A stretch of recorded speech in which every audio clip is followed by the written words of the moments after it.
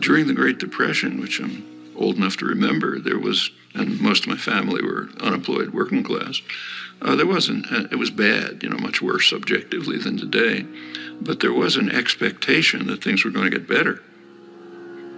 There was a real sense of hopefulness. There isn't today.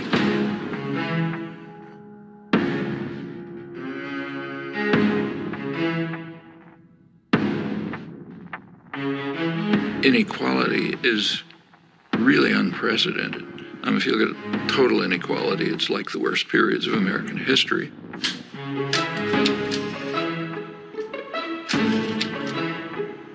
But if you refine it more closely, the inequality comes from the extreme wealth in a tiny sector of the population, a fraction of 1%. There were periods like the Gilded Age in the 20s and the Roaring 90s and so on, when a situation developed rather similar to this.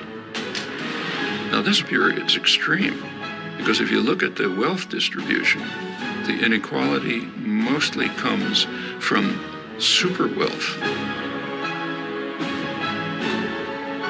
Literally, the top 0.1% are just super wealthy. Not only is it extremely unjust in itself, inequality has highly negative consequences on the society as a whole. Because the very fact of inequality has a corrosive, harmful effect on democracy.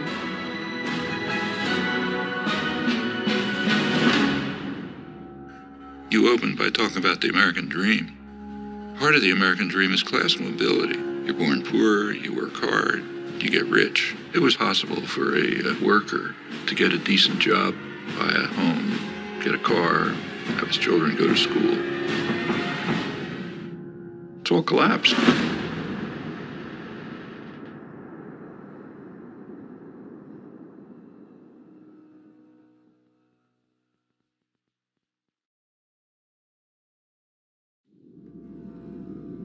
Imagine yourself in an outside position, looking from Mars.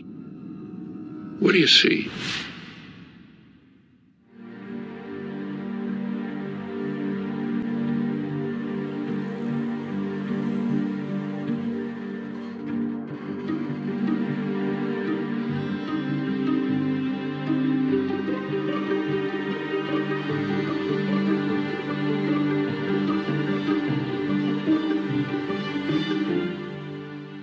In the United States, there are professed values like democracy.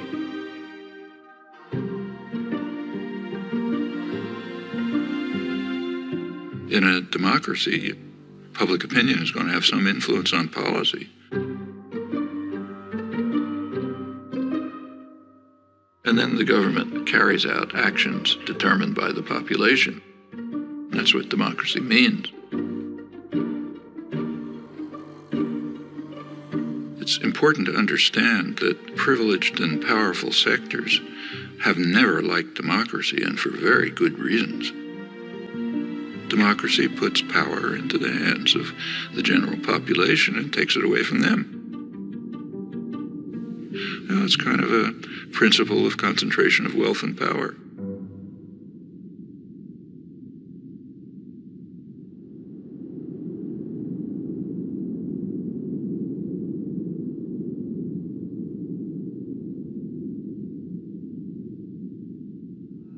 Concentration of wealth yields concentration of power, particularly so as the cost of elections skyrockets, which kind of forces the political parties into the pockets of major corporations. And this political power quickly translates into legislation that increases the concentration of wealth. So fiscal policy like tax policy, deregulation, rules of corporate governance, and a whole variety of measures, political measures designed to increase the concentration of wealth and power, which in turn yields more political power to do the same thing. And that's what we've been seeing. So we have this kind of vicious cycle in progress.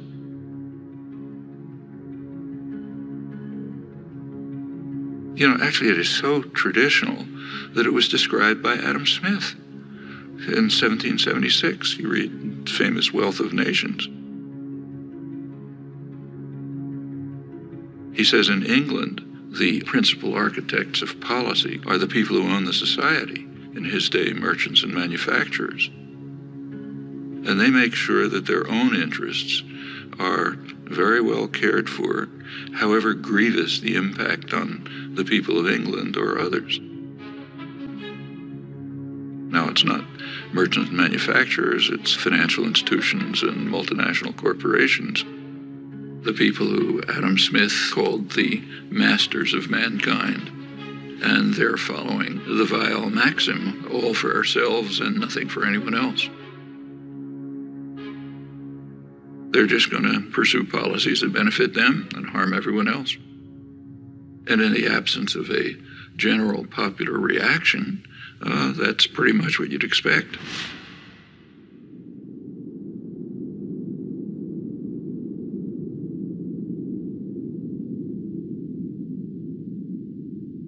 Right through American history, there's been an ongoing clash between pressure for more freedom and democracy coming from below and efforts at elite control and domination coming from above. It goes back to the founding of the country. James Madison, the main framer, who was as much of a believer in democracy as anybody in the world that day, and nevertheless felt that the United States system should be designed, and indeed, with his initiative was designed, so that power should be in the hands of the wealthy, because the wealthy are the more responsible set of men. And therefore, the structure of the formal constitutional system placed most power in the hands of the Senate. Remember, the Senate was not elected in those days. It was selected from the wealthy. Men, as Madison put it, had sympathy for property owners and their rights. If you read the debates at the Constitutional Convention, Madison said the major concern of the society has to be to protect the minority of the opulent against the majority. And he had arguments. Suppose everyone had to vote freely. He said, well, the majority of the poor would get together and they would organize to take away the property of the rich. And he said that would obviously be unjust, so you can't have that. So therefore, the constitutional system has to be set up to prevent democracy.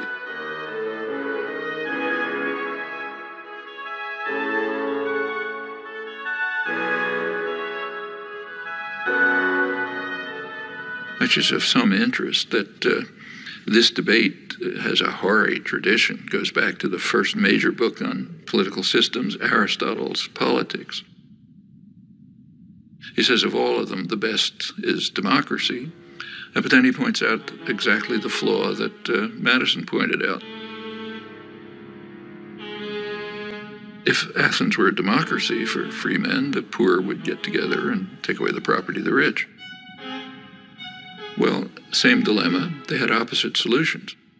Aristotle proposed what we would nowadays call a welfare state. He said, try to reduce inequality.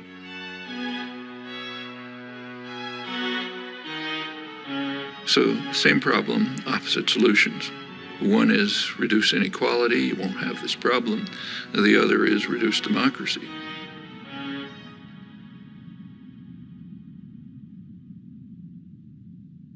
If you look at the history of the United States, it's a constant struggle between these two tendencies. A democratizing tendency that's mostly coming from the population, pressure from below, and you get this constant battle going on, periods of regression, periods of progress. The 1960s, for example, were a period of significant democratization.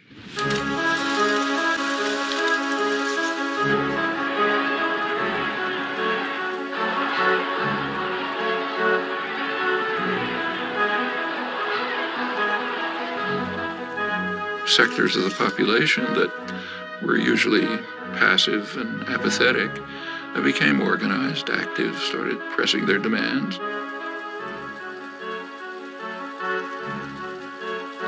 And they became more and more involved in decision-making, activism, and so on. It just changed consciousness in a lot of ways.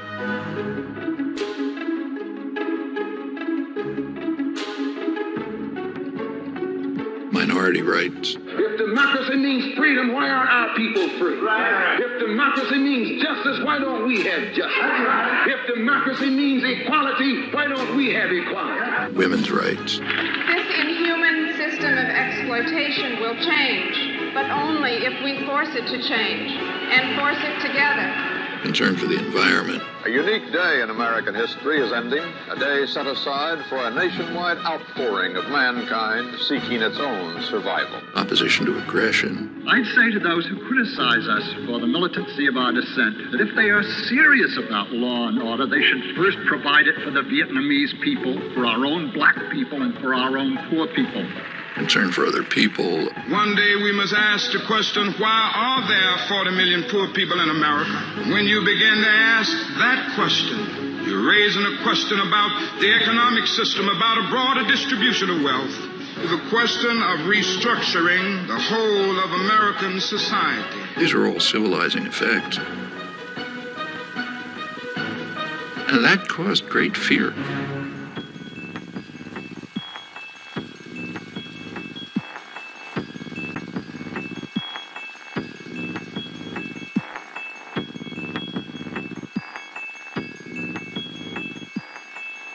I hadn't anticipated the power of, I should have, but I didn't anticipate the power of the reaction to the civilizing effects of the 60s.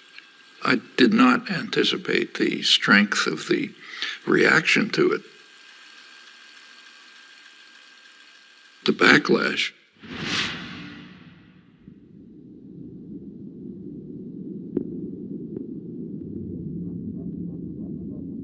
There has been an enormous, concentrated, coordinated business offensive beginning in the 70s to try to beat back the egalitarian efforts that went right through the Nixon years. You see it in many respects. I mean, over on the right, you see it in things like the famous Powell Memorandum, sent to the Chamber of Commerce, the major business lobby, by later Supreme Court Justice Powell, warning them that business is losing control over the society. And something has to be done to counter these forces. Of course, he puts it in terms of defense, defending ourselves against outside power.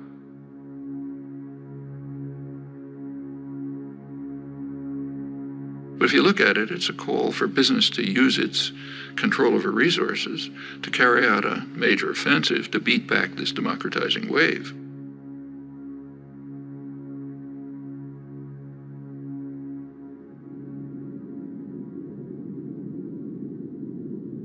Over on the liberal side, there's something exactly similar.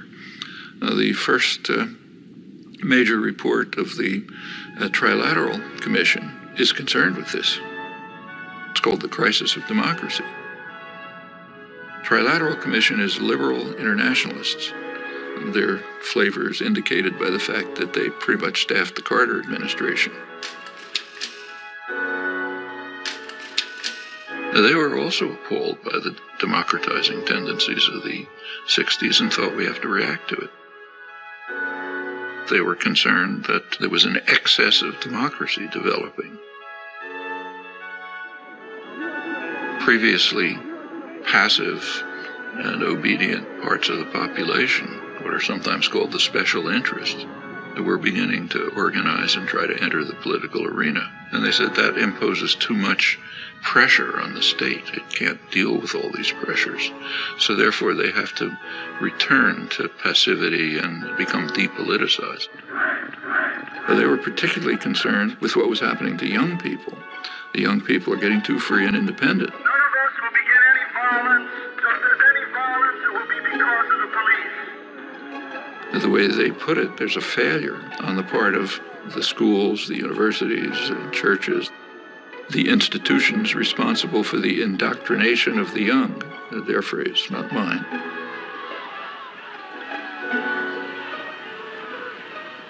If you look at their study, there's one interest they never mention: private business. And that makes sense. They're not special interests. They're the national interest, kind of by definition. So they're okay. They're allowed to, have lobbyists buy campaigns, staff the executive, make decisions. That's fine. But it's the rest, the special interests, the general population, who have to be subdued.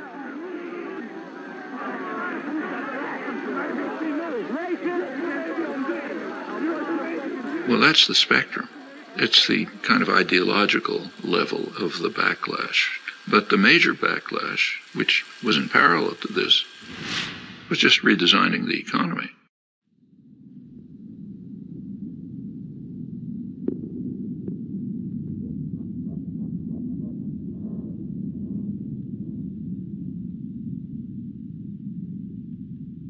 Since the 1970s, there's been a concerted effort on the part of the masters of mankind, the owners of the society, to shift the economy in two crucial respects. One, to increase the role of financial institutions, banks, investment firms, and so on, insurance companies. By 2007, right before the latest crash, they had literally 40% of corporate profits, far beyond anything in the past.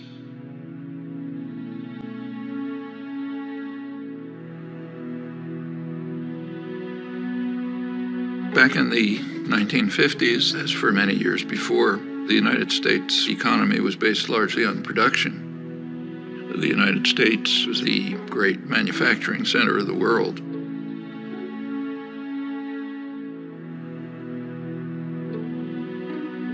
Financial institutions used to be a relatively small part of the economy, and their task was to distribute unused assets, like, say, bank savings, to productive activity. The bank always has on hand a reserve of money received from the stockholders and depositors. On the basis of these cash reserves, a bank can create credit. So besides providing a safe place for depositing money, a bank serves a community by making additional credit available for many purposes. For a manufacturer to meet his payroll during slack selling periods, for a merchant to enlarge and remodel his store, and for many other good reasons why people are always needing more credit than they have immediately available. That's a contribution to the economy.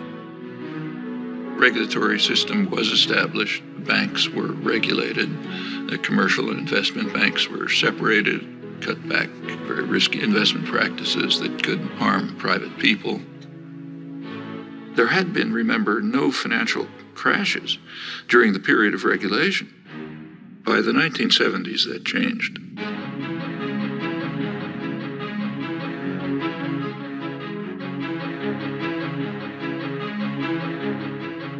You started getting a huge increase in the flows of speculative capital, just astronomically increased.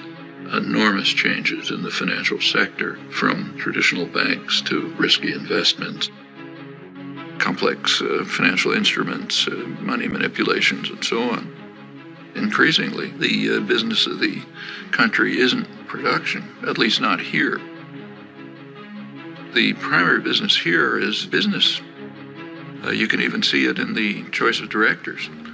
So a director of a major American corporation back in the 50s and the 60s was very likely to be an engineer, somebody who graduated from a place like MIT, maybe industrial management. More recently, the directorship and the top managerial positions are people who came out of business schools, learned financial trickery of various kinds, and so on. By the 1970s, say General Electric could make more profit playing games with money than you could by producing in the United States. We have to remember that General Electric is substantially a financial institution today. It makes half its profits just by moving money around in complicated ways.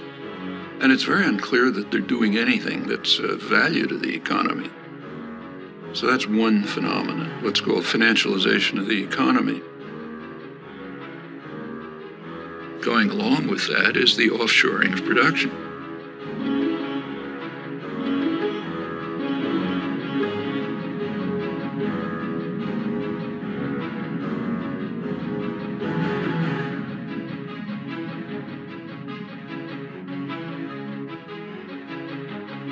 the trade system was reconstructed with a very explicit design of putting working people in competition with one another all over the world. And what it's led to is a reduction in the share of income on the part of working people.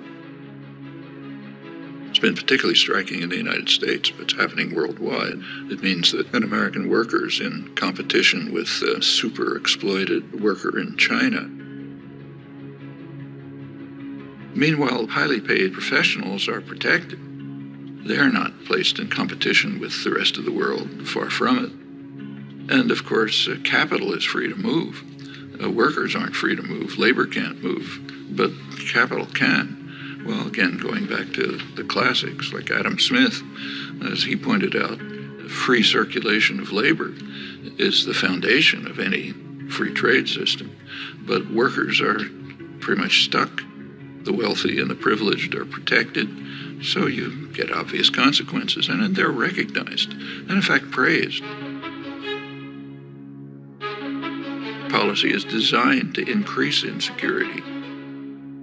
Alan Greenspan, when he testified to Congress, he explained his success in running the economy as based on what he called greater worker insecurity. Atypical restraint on compensation increases has been evident for a few years now. But as I outlined in some detail in testimony last month, I believe that job insecurity has played the dominant role. Keep workers insecure, they're going to be under control. They are not going to ask for, say, decent wages or decent working conditions or the opportunity of free association, meaning unionize. Now, for the masters of mankind, that's fine. They make their profits. But for the population, it's devastating. Well, these two processes, financialization and offshoring, are part of what led to the vicious cycle of concentration of wealth, concentration of power.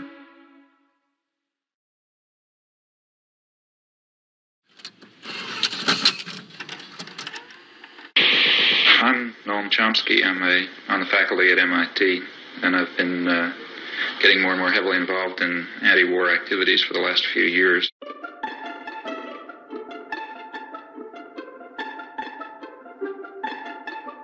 Noam Chomsky has made two international reputations. The widest is as one of the national leaders of American resistance to the Vietnam War.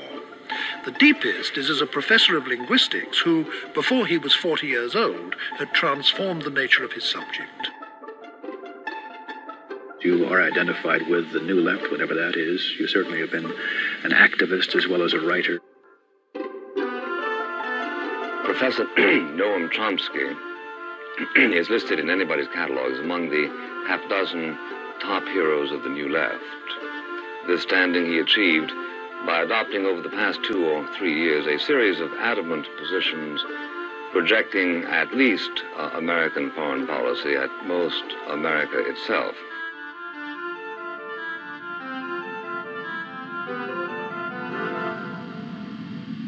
Well, actually, this notion, anti-American, is quite an interesting one. It's actually a totalitarian notion. It isn't used in free societies. So if someone in, say, Italy is criticizing Berlusconi or the corruption of the Italian state and so on, they're not called anti-Italian. In fact, if they were called anti-Italian, people would collapse in laughter in the streets of Rome or Milan. In totalitarian states, the notion's used. So in the old Soviet Union, dissidents were called anti-Soviet. That was the worst condemnation.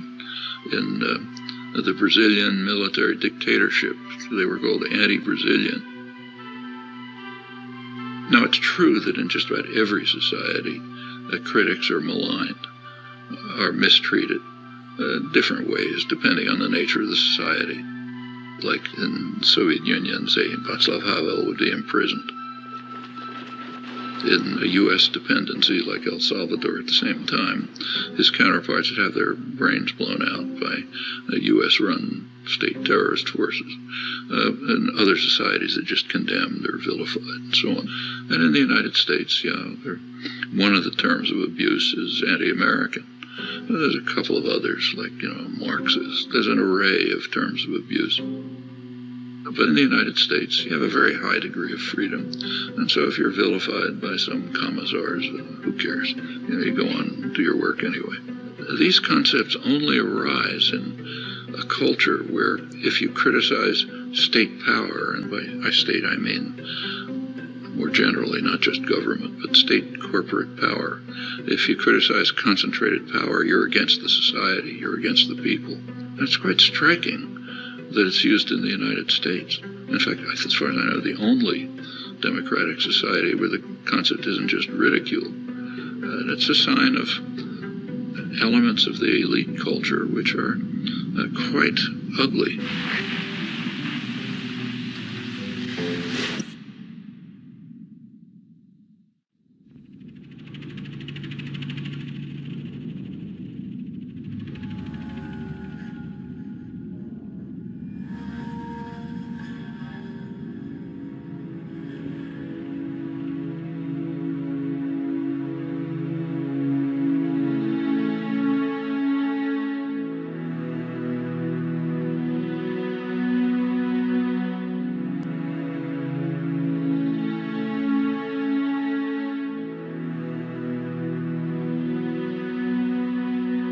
The American dream, like many ideals, was partly symbolic, but partly real.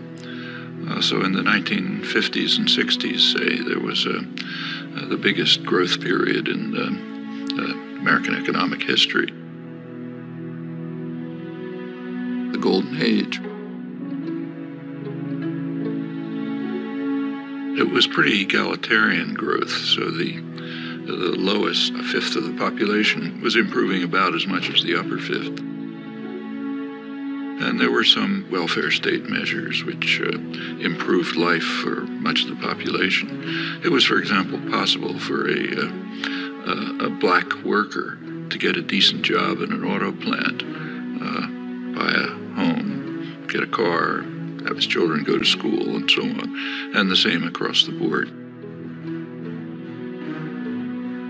When the U.S. was primarily a manufacturing center, it had to be concerned with its own consumers. Here, famously, Henry Ford raised the salary of his workers so they'd be able to buy cars. When you're moving into an international plutonomy, as the banks like to call it, with a small percentage of the world's population that's gathering increasing wealth, what happens to American consumers is of much less concern, because most of them aren't going to be consuming your products anyway, at least on any major basis. Your goals are profit in the next quarter, even if it's based on financial manipulations, high salary, high bonuses, produce overseas if you have to, and produce for the wealthy classes here and their counterparts abroad. What about the rest? Well, there's a term coming into use for them too. They're called the precariat, precarious proletariat, the working people of the world who live increasingly precarious lives. And it's related to the attitude toward the country altogether.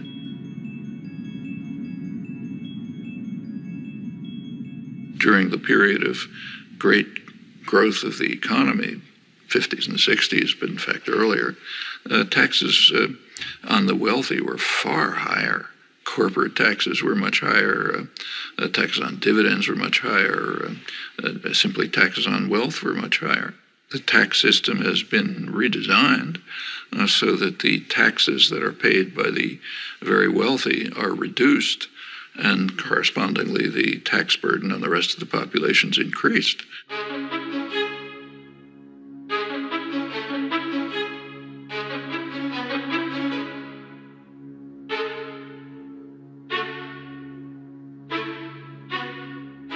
Now the shift is towards trying to keep taxes just on wages and on consumption, which everyone has to do, not, say, on dividends, which only go to the rich. The numbers are pretty striking.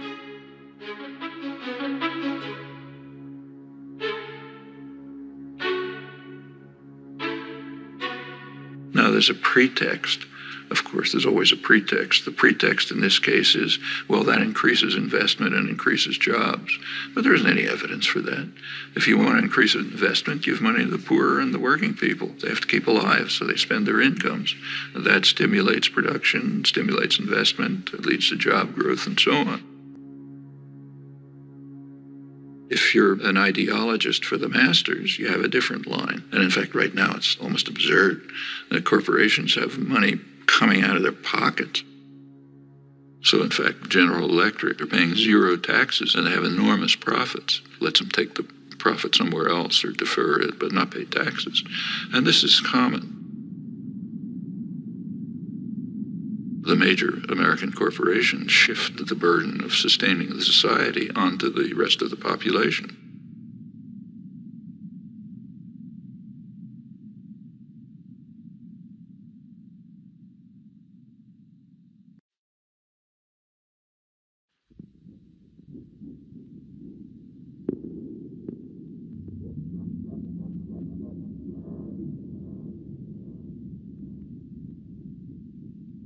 Solidarity is quite dangerous. From the point of view of the masters, you're only supposed to care about yourself and not about other people. This is quite different from the people they claim are their heroes, like Adam Smith, who based his whole approach to the economy on the principle that sympathy is a fundamental human trait. But that has to be driven out of people's heads. You got to be for yourself, follow the Weil maxim, don't care about others. Which is okay for the rich and powerful, but is devastating for everyone else. Well, it's taken a lot of effort to try to drive these basic human emotions out of people's heads. And we see it today in policy formation. For example, in the attack on Social Security. Social Security is based on a principle. It's based on a principle of solidarity. Solidarity, caring for others. Social Security means I pay payroll taxes so that the widow across town can get something to live on. For much of the population, that's what they survive on. It's of no use to the very rich.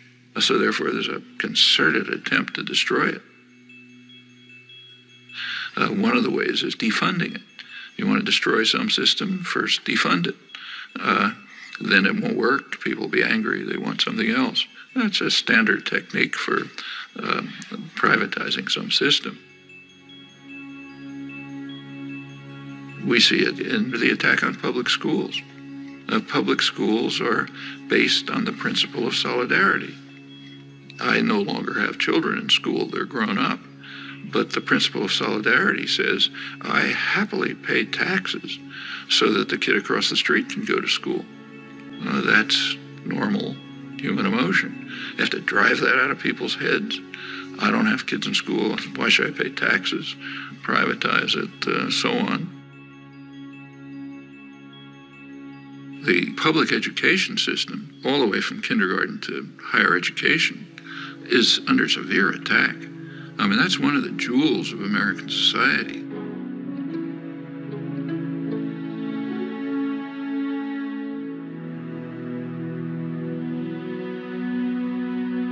You go back to the golden age again, the great growth period in the 50s and 60s. A lot of that is based on free public education. One of the results of the Second World War was the GI Bill of Rights, which enabled veterans, and remember that's a large part of the population, and to go to college. They wouldn't have been able to otherwise. They essentially got free education. Where a community, state, or nation courageously invests a substantial share of its resources in education, the investment invariably is returned in better business and a higher standard of living. The U.S. was way in the lead in developing extensive mass public education at every level. By now, more than half the states, most of the funding for the colleges comes from tuition, not from the state. That's a radical change. And that's a terrible burden on students. It means that students, if they don't come from very wealthy families, they're going to leave college with big debts. And if you have a big debt, you're trapped.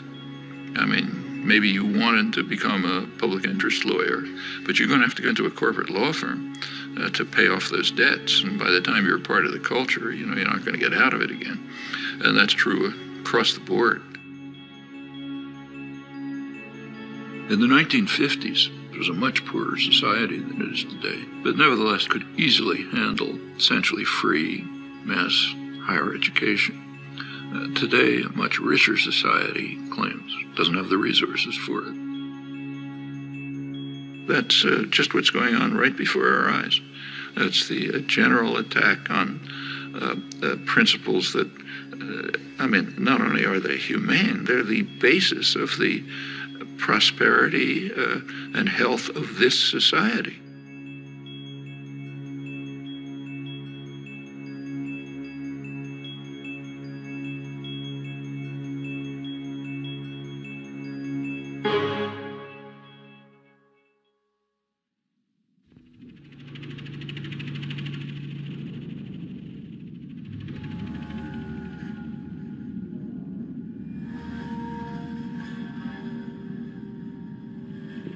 If you look over the history of regulation, say railroad regulation, financial regulation, and so on, you find that quite commonly it's either initiated by the economic concentrations that are being regulated, or it's supported by them.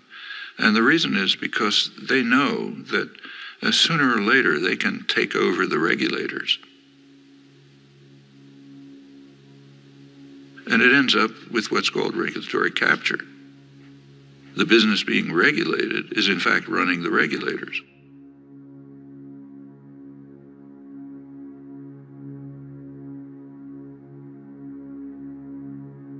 Bank lobbyists are actually writing the laws of financial regulation. It gets to that extreme. And that's been happening through history, and again, it's a pretty natural tendency when you just look at the distribution of power. One of the things that expanded enormously in the 1970s is lobbying, as the business world moved sharply to try to control legislation. The business world was pretty upset by the advances in public welfare in the 60s, and in particular by Richard Nixon. It's not too well understood, but he was the last New Deal president, and they regarded that as class treachery. In Nixon's administration, you get the consumer safety legislation, safety and health regulations in the workplace, the EPA, the Environmental Protection Agency. Business didn't like it, of course.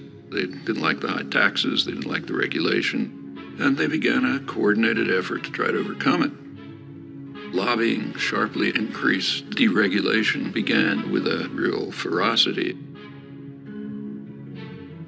There were no financial crashes in the 50s and the 60s because the regulatory apparatus of the New Deal was still in place. As it began to be dismantled under business pressure and political pressure, you get more and more crashes.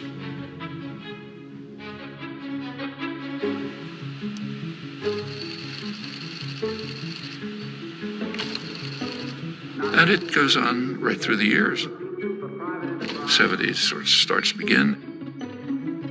80s really takes off. Congress was asked to approve federal loan guarantees to the auto company of up to $1.5 billion. Now, all of this is quite safe as long as you know the government's going to come to your rescue. So take, say, Reagan.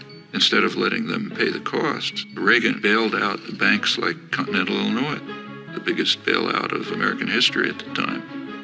Actually ended his term with a huge financial crisis, the savings and loan crisis, and the government moved in and bailed it out. President Bush today signed the $300 billion savings and loan bailout bill. In 1999, regulation was dismantled to separate commercial banks from investment banks. Then comes the Bush, then Obama bailout. Bear Stearns is running to the feds to stay afloat. President Bush today defended the decision to bail out Citigroup. Fannie Mae and Freddie Mac have asked for a total of $3 billion more. This bailout could get much bigger, signaling deepening troubles for the U.S. economy. And they're building up the next one.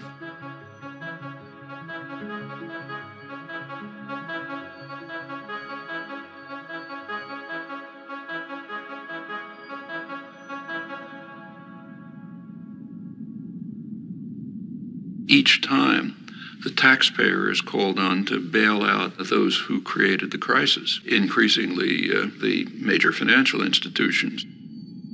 In a capitalist economy, you wouldn't do that. In a capitalist system, that would wipe out the investors who made risky investments. But the rich and powerful, they don't want a capitalist system.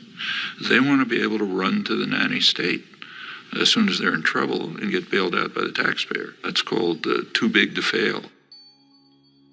I mean, there are Nobel laureates in economics who significantly disagree with the course that we're following. People like Joseph Stiglitz, Paul Krugman, others. None of them were even approached. The people picked to fix the crisis were those who created it. The Robert Rubin crowd, the Goldman Sachs crowd, they created the crisis, are now more powerful than before. Is that accident? Well, not when you pick those people to create an economic plan. I mean, what do you expect to happen? Meanwhile, for the poor, let market principles prevail. Don't expect any help from the government. The government's the problem, not the solution, and so on. That's essentially neoliberalism. And it has this dual character, which goes right back in economic history. One set of rules for the rich, opposite set of rules for the poor.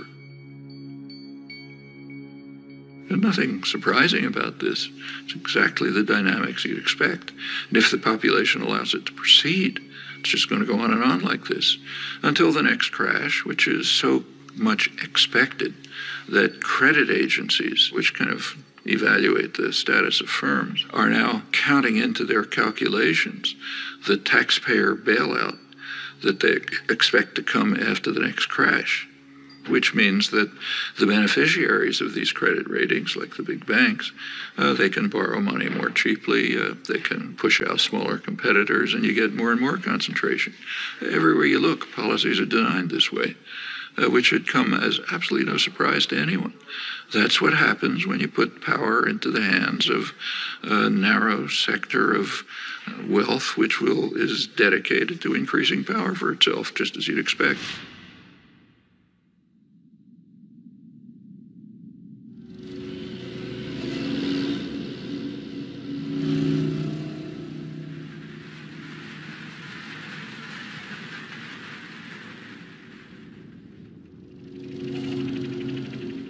Concentration of wealth yields concentration of political power, particularly so as the cost of elections skyrockets, which kind of forces the political parties into the pockets of major corporations. The Citizens United, this was January 2009, I guess. That's a very important decision, Supreme Court decision, but it has a history. And you've got to think about the history. The 14th Amendment has a provision that says no person's rights can be infringed without due process of law. And the intent, clearly, was to protect freed slaves. It says, okay, they've got the protection of the law. I don't think it's ever been used for freed slaves, if ever, marginally. Almost immediately, it was used for businesses, corporations. Their rights can't be infringed without due process of law. So they gradually became persons under the law.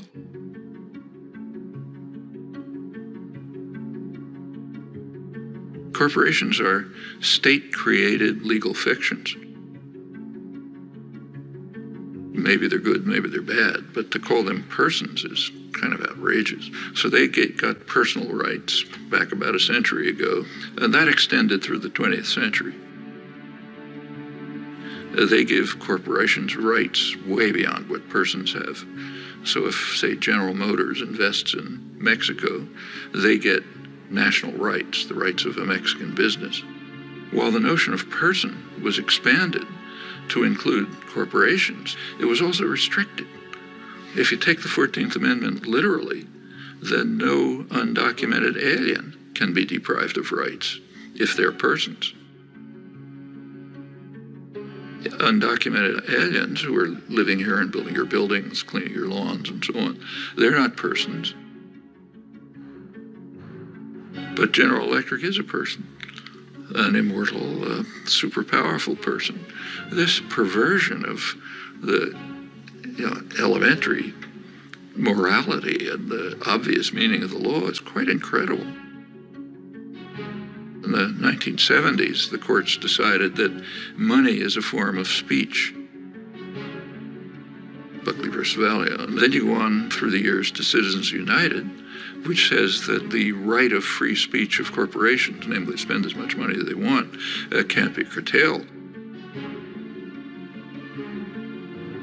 Take a look at what that means. It means that corporations, which anyway have been pretty much buying elections, are now free to do it with virtually no constraint. That's a tremendous attack on the residue of democracy. It's very interesting to read the rulings, like Justice Kennedy's swing vote. His ruling said, well, look, after all, CBS is given freedom of speech. They're a corporation. Why shouldn't General Electric be free to spend as much money as they want? I mean, it's true that CBS is given freedom of speech, but they're supposed to be performing a public service. That's why. That's what the press is supposed to be. General Electric is just trying to make money for the chief executive and some of the shareholders.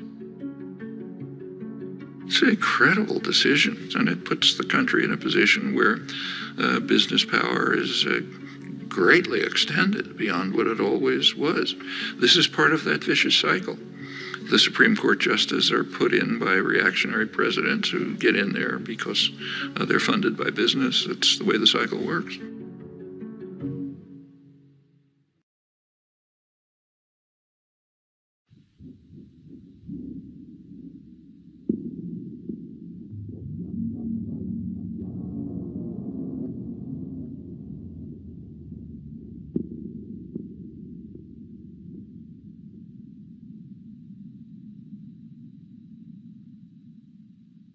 There is one organized force which traditionally, plenty of flaws, but with all its flaws, it's been in the forefront of efforts to improve the lives of the general population. That's organized labor. It's also a barrier to corporate tyranny. So it's the one barrier to this vicious cycle going on, which does lead to corporate tyranny.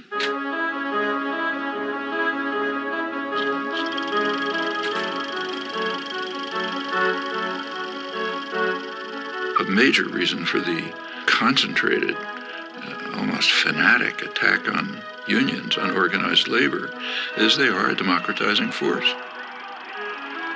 They provide a barrier that defends workers' rights, but also popular rights generally.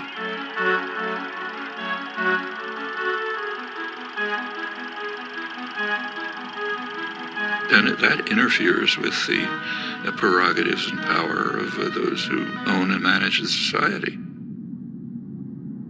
I should say that anti-union sentiment in the United States among elites is so strong that the fundamental core of labor rights, the basic principle in the International Labor Organization, is the right of free association, which would mean the right to form unions.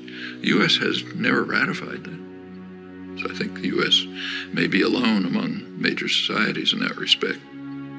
It's considered so far out of the spectrum of American politics, it literally has never been considered.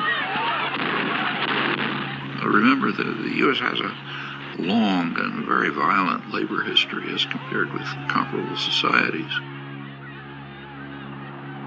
But the labor movement had been very strong. By the 1920s, in a period not unlike today, it was virtually crushed. The truck driver strike was climaxed by severe riot with many casualties. Open warfare rages through the streets of the city as 3,000 Union pickets battle 700 police. Guns, tear gas, clubs, and fists bring injuries to more than 80 persons and cause the death of 2.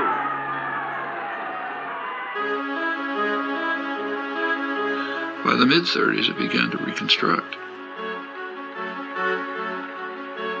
Franklin Delano Roosevelt, he himself was rather sympathetic to progressive legislation that would be in the benefit of the general population, but he had to somehow get it passed. So he informed labor leaders and others, force me to do it. What he meant is go out and demonstrate, organize, protest, develop the labor movement. When the popular pressure is sufficient, I'll be able to put through the legislation you want. I am not for a return to that definition of liberty under which for many years a free people were being gradually regimented into the service of a privileged few. I prefer that broader definition of liberty. So there was a kind of a combination of a sympathetic government and, by the mid-30s, very substantial popular activism. There were industrial actions, there were sit-down strikes, which were very frightening to ownership. You have to recognize a sit-down strike is just one step before saying, we don't need bosses, we can run this by ourselves.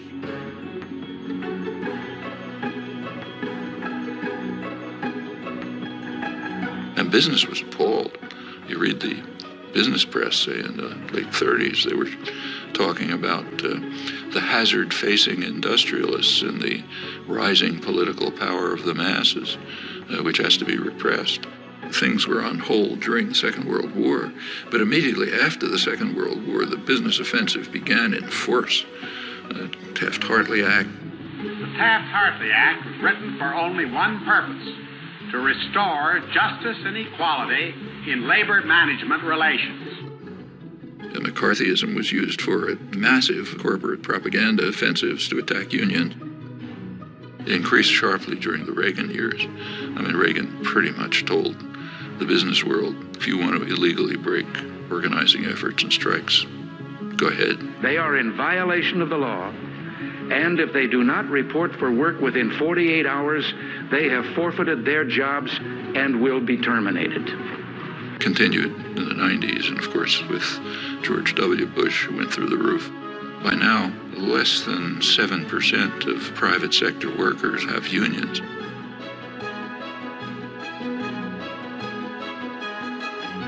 The effect is that the usual counterforce to an offensive by our highly class-conscious business class has dissolved. Now, if you're in a position of power, you want to maintain class consciousness for yourself, but eliminate it everywhere else. You go back to the 19th century, in the early days of the Industrial Revolution in the United States, working people were very conscious of this. They, in fact, overwhelmingly regarded wage labor as not very different from slavery, different only in that it was temporary. In fact, it was such a popular idea, that was a slogan of the Republican Party. Well, that was a very sharp class consciousness in the interests of power and privilege. It's good to drive those ideas out of people's heads. You don't want them to know that they're an oppressed class. So this is one of the few societies in which you just don't talk about class. In fact, the notion of class is very simple. Who gives the orders, who follows them? That basically defines class. It's more nuanced and complex, but that's basically it.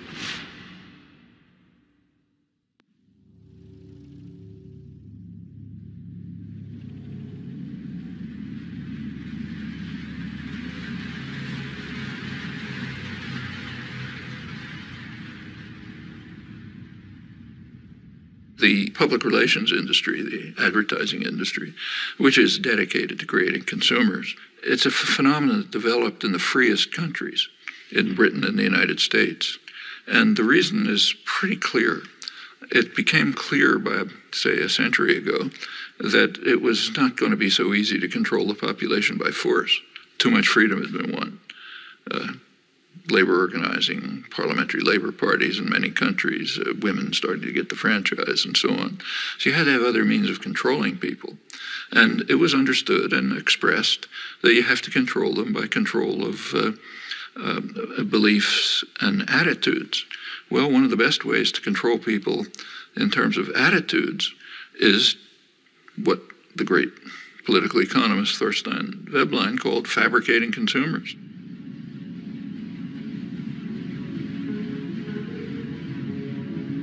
If you can fabricate wants, make obtaining things that are just about within your reach the essence of life, they're going to be trapped into becoming consumers. You read the business press, say, 1920s, it talks about the need to direct people to the superficial things of life, like fashionable consumption, and that'll keep them out of our hair. You find this doctrine all through progressive intellectual thought, like Walter Lippmann, the major progressive intellectual of the 20th century. He wrote famous progressive essays on democracy, in which his view was exactly that. The public must be put in their place so that the responsible men can make decisions without interference from the bewildered herd. They're to be spectators, not participants, then you get a properly functioning democracy. Straight back to Madison and on to Powell's memorandum and so on. And the advertising industry just exploded with this as its goal, fabricating consumers.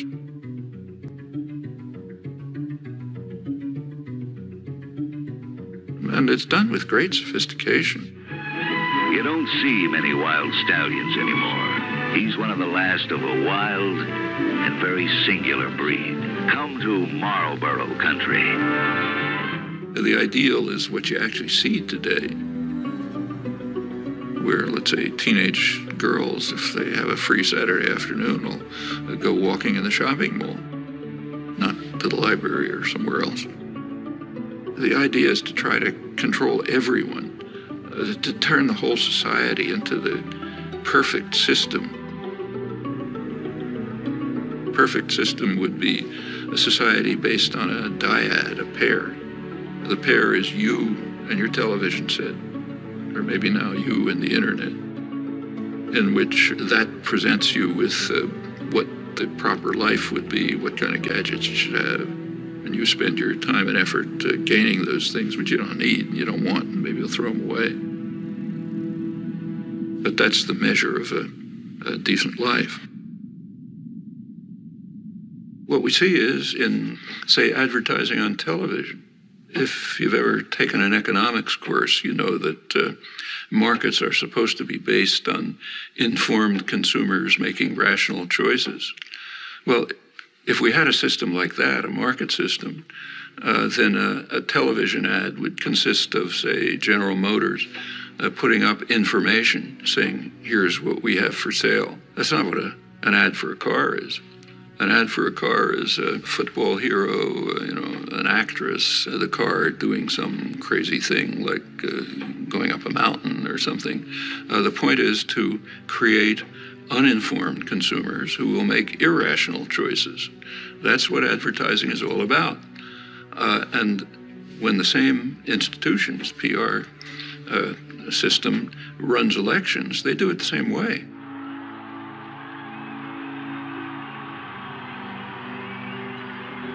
They want to create an uninformed electorate which will make irrational choices, often against their own interests. And we see it every time one of these extravaganzas take place. Right after the election, President Obama won an award from the advertising industry for the best marketing campaign, and it wasn't reported here. If you go to the international business press, executives were euphoric. They said, we've been selling candidates, marketing candidates like, toothpaste ever since Reagan.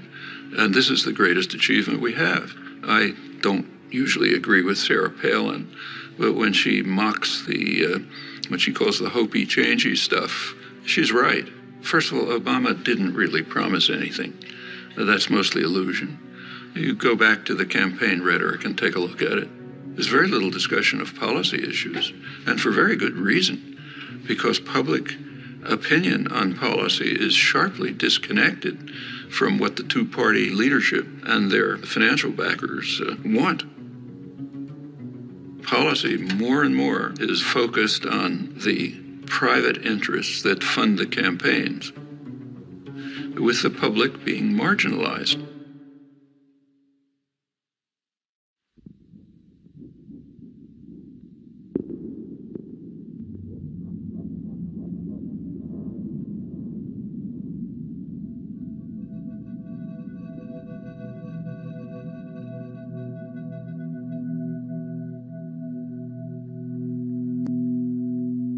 Leading political scientists, Martin Gilens, came out with a study of the relation between public attitudes and public policy. What he shows is that about 70% of the population has no way of influencing policy. They might as well be in some other country. And the population knows it. What it's led to is a population that's angry, frustrated, hates institutions. It's not acting constructively to try to respond to this. There is popular mobilization and activism, but in very self-destructive directions. It's taking the form of unfocused anger, attacks on one another, and on vulnerable targets. That's what happens in cases like this. It is corrosive of social relations, but that's the point. The point is to make people hate and fear each other and look out only for themselves and don't do anything for anyone else. One place you see it strikingly is on April 15th. April 15th is kind of a measure, the day you pay your taxes, of how democratic a society is. If a society is really democratic, April 15th would be a day of celebration. It's a day when the population gets together, decides to fund the programs and activities that they have formulated and agreed upon. What could be better than that? So you should celebrate it. It's not the way it is in the United States. It's a day of mourning. It's a day in which some alien power, has nothing to do with you, is coming down to steal your hard-earned money.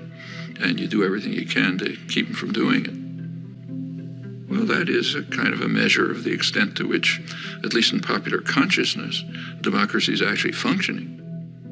Not a very attractive picture.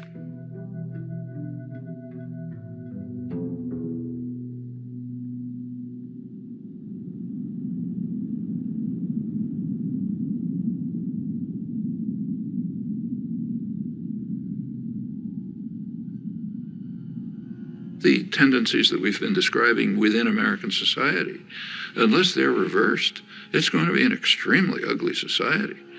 A society that's based on Adam Smith's vile maxim, all for myself, nothing for anyone else.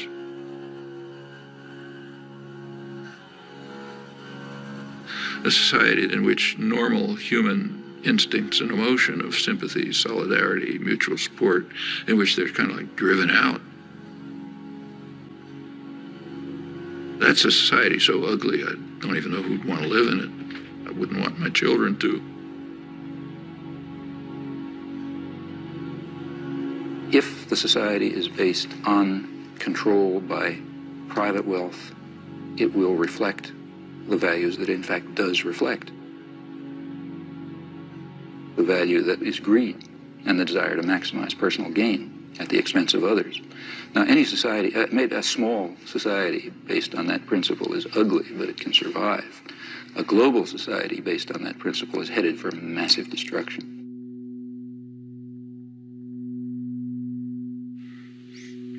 I don't think we're smart enough to design in any detail what a perfectly just and free society would be like. I think we can give some guidelines, and more significant, we can ask how we can progress in that direction.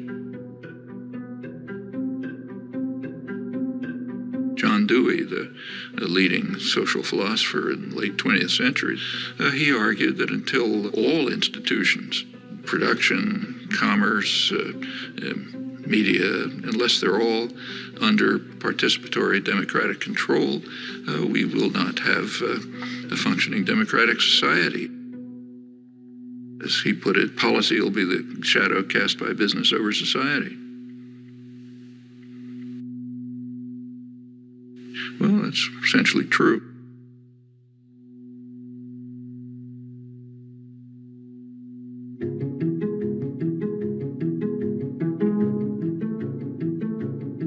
Where there are structures of authority, domination, and hierarchy, somebody gives the order, somebody takes them, they are not self-justifying. They have to justify themselves. They have a burden of proof to meet.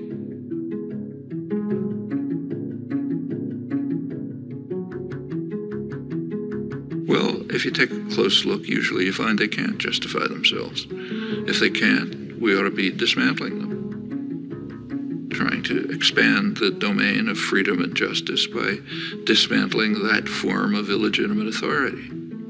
And in fact, progress over the years, what we all thankfully recognize as progress, has been just that. The way things change is because lots of people are working all the time. And, they're working in their communities, in their workplace, or wherever they happen to be, and they're building up the basis for popular movements which are going to make changes. That's the way everything has ever happened in history. Take, say, freedom of speech. One of the real achievements of American society. It's first in the world in that. It's not in the Bill of Rights. It's not in the Constitution. Freedom of speech issues began to come to the Supreme Court in the early 20th century. The major contributions came in the 1960s. One of the leading ones was a case involving the civil rights movement. Well, by then you had a mass popular movement which was demanding rights, refusing to back down. And in that context, the Supreme Court did establish a pretty high standard of freedom of speech, or take, say, women's rights. Women also began identifying oppressive structures, refusing to accept them, bringing other people to join with them. Well, that's how rights are won.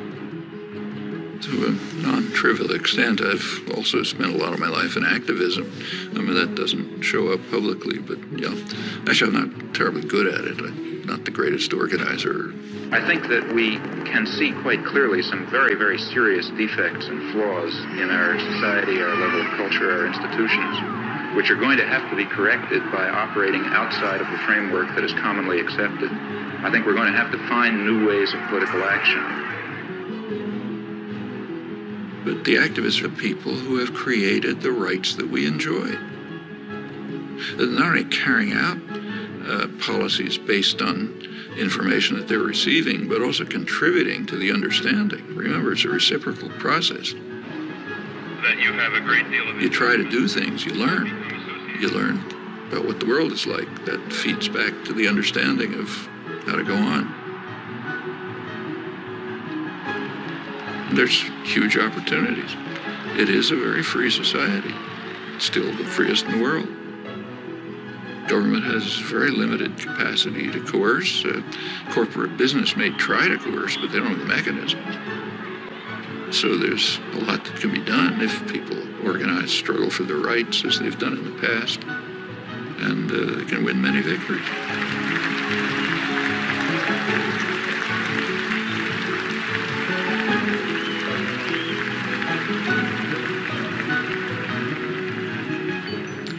Well, my close friend for many years, late Howard Zinn, to put it in his words, that what matters is the countless small deeds of unknown people who lay the basis for the significant events that enter history. They're the ones who've done things in the past. They're the ones who'll have to do it in the future.